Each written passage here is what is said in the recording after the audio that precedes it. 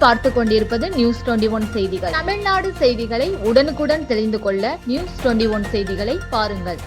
திமிரி அடுத்த மேட்டுக்குடிசை கிராமத்தில் ஆற்காடு ஜூலை 13 திமிரி அருகே உள்ள செல்வ விநாயகர், முருகர், மாரியம்மன், பஜனை கோவில் உள்ளிட்ட பல்வேறு கோவிலில் மகா கும்பாபிஷேகம் நேற்று காலை நடந்தது.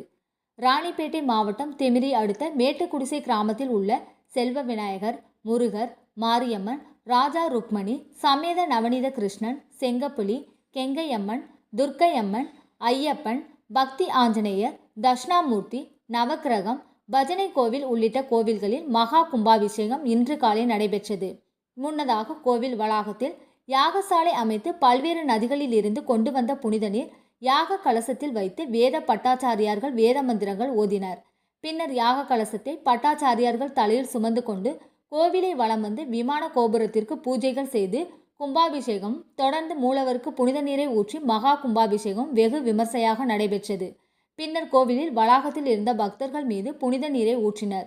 இதில் மேட்டுக்குடிசை கிராமத்தை சேர்ந்த சுற்றியுள்ள கிராமங்களிலிருந்து ஆயிரக்கணக்கான பக்தர்கள் கலந்து கொண்டு சாமியை தரிசனம் செய்தனர். நியூஸ் 21 செய்திகளுக்காக பாஸ்கர். ராணிப்பேட்டை மாவட்டம் வாலாஜா அமனந்தங்கல் பஞ்சாயத்தில் 17,000 சதுரடி காலியிடம் விற்பனைக்கு. சென்னை வாலாஜா தேசிய நெடுஞ்சாலையில் பேருந்து நிலையம், தலைமை மருத்துவமனை, அறிஞர் அண்ணா மகளிர் கலை மற்றும் அறிவியல் கல்லூரி, வாலாஜா சுங்கச்சாவடி மிக அருகாமையில் காலியிடம் விற்பனைக்காக உள்ளது.